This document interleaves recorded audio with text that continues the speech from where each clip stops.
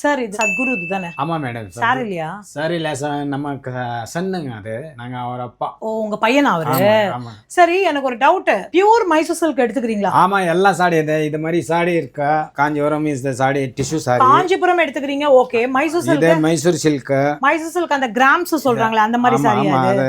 இது இதுல பியூர் இருந்தா எடுத்துக்கிறீங்க. இது எப்படி டெஸ்ட் பண்ணுங்க? இதெல்லாம் பியூரு.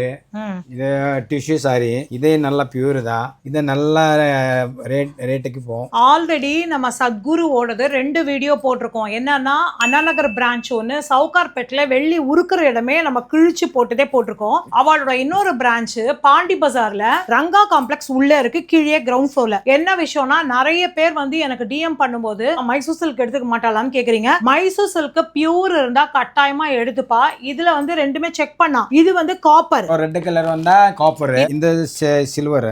இது நல்ல ரேட்டு வரும். கேச்செல்லாம் ஃபுல்லா ஒயிட்டா வரணும். இதெல்லாம் பியூர்.